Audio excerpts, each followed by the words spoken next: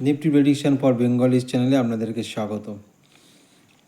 কালকের আমি কি বলেছিলাম যে মার্কেট যদি 22,400 ব্রেক করে তাহলে মার্কেট ফার্দার ফল হতে পারে, তাই তো? কিন্তু যে কোনো ধরনের ট্রেডিংয়ে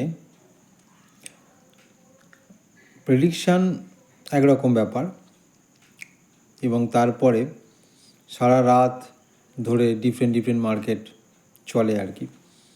সেই জায়গা থেকে গিফট নিফটির একটা সেট আপ তৈরি হয়, বিশেষ করে ইউএস মার্কেটের সেট আপ।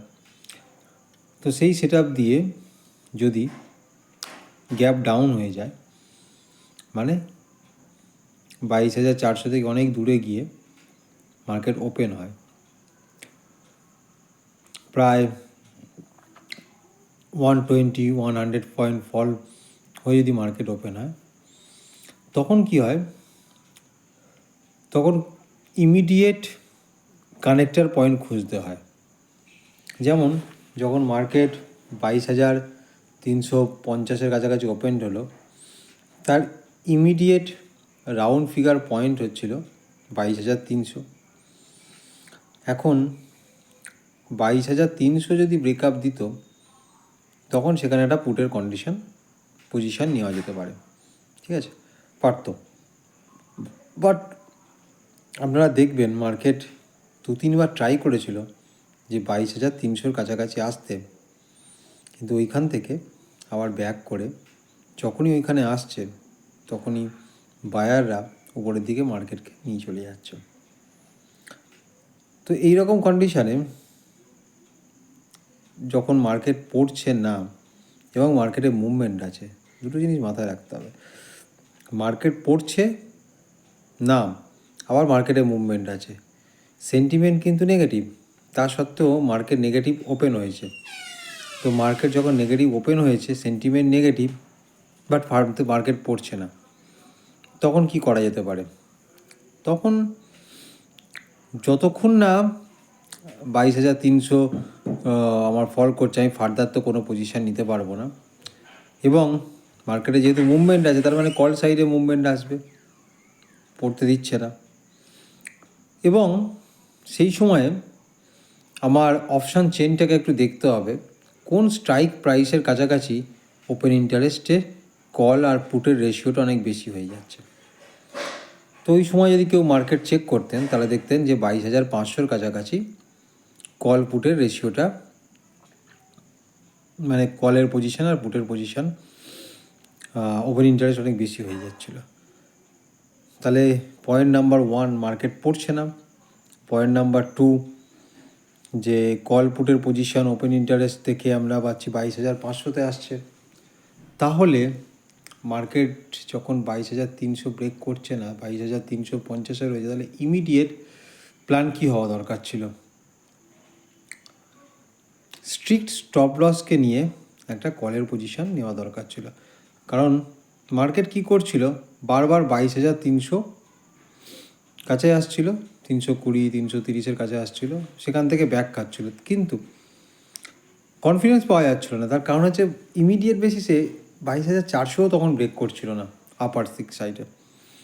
এবার সাপোজ 22,400 হচ্ছে ওর ইমিডিয়েট 0 পয়েন্ট আর কি, মানে 22,300 সম্পর্কে ইমিডিয়েট একটা 0 পয়েন্ট সাপোর্ট বলতে পারি, আর 22,400 হচ্ছে একটা 0 পয়েন্ট রেজিস্ট্যান্স, ঠিক আছে। এবার 22,500-র কাছাকাছি হচ্ছে আমার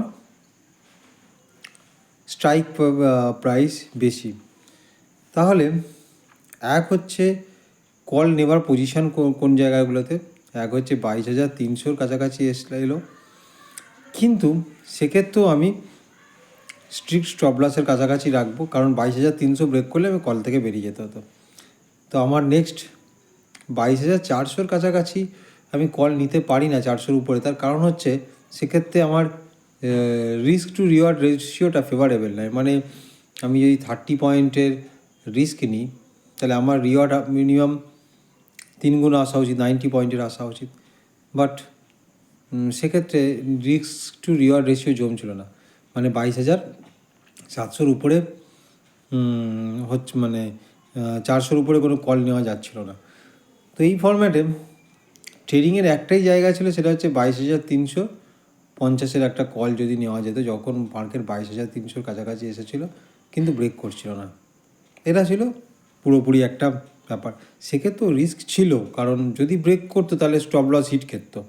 তার মানে বেসিক্যালি যদি ভাবা যায় তো আজকের পুরো সিস্টেমের মধ্যে ট্রেডিংয়ের পজিশান নেই বললেই চলে। এটা হচ্ছে পুরো সিস্টেম ছিল যে আজকের কোনো ধরনের পজিশান নেওয়া যেত না আর কি। যাই হোক, তা সত্ত্বেও যারা নিয়েছে, এটা হচ্ছে রিস্ক জোন, সেখান থেকে পয়সা ইনকাম করেছে, সেখানে লজিকের ব্যাপার কিছু ছিল না। যাই হোক, ঠিক আছে, কারণ মার্কেটে যারা রেগুলার মানে ভিতরে আসে তারা তো করেই, কিছু না কিছু কিনেই। যাই হোক, এটা হচ্ছে আজকের ফরম্যাট ছিল। নেক্সট, কালকের জন্য মার্কেট কী হতে পারে দেখুন। 22,500 তলায় ক্লোজিং দিয়েছে এবং 22,500 ওপেন ইন্টারেস্ট রয়েছে।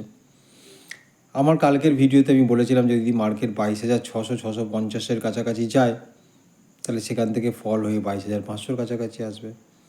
আজকের মার্কেট কি করলো? 600-650 তো গেল না, ওপেন হলো 22,350-এর কাছাকাছি, সেখান থেকেও 22,500-র কাছাকাছি চলে এলো। তাহলে এই এক্সপায়ারির জন্য 22,500 একটা ইম্পর্টেন্ট ফ্যাক্টর হয়ে দাঁড়াচ্ছে, তাই না? তো যদি মনে করেন যে 22,500-র উপরে রয়েছে, তাহলে কালকের ট্রেডের জন্য কোনো পজিশানই দেওয়া যাচ্ছে না, কারণ 22,500-র উপরে আর 22,500-এর তলায় থাকলে পুট হয়তো বাঁচতে পারে, কারণ ওখান থেকে ঠেলে যদি তলাতেও আসে আবার নামিয়ে কাছাকাছি নিয়ে আসতে পারে, এটা একটা ফ্যাক্টর হতে পারে। ওয়ার্ল্ড মার্কেটটা দেখুন, ডাও জোন্স দেখুন, গিফট নিফটি দেখুন, ঠিক আছে? যদি গ্যাপ আপ ওপেন হয়, 22,650-এর কাছাকাছি গ্যাপ আপ ওপেন হয়, তাহলে আমরা পুট নেবো, কন্ট্রাক্টেড নেবো কালকে। যদি 22,000 গ্যাপ ডাউন ওপেন হয়, 22,300-র কাছাকাছি ওপেন হয়, তাহলে আবার 22,300টা ব্রেক হওয়া অবধি কিছু করব না। যদি 22,300 ব্রেক হয় দেন আবার ট্রেড নিতে পারবো, রাইট?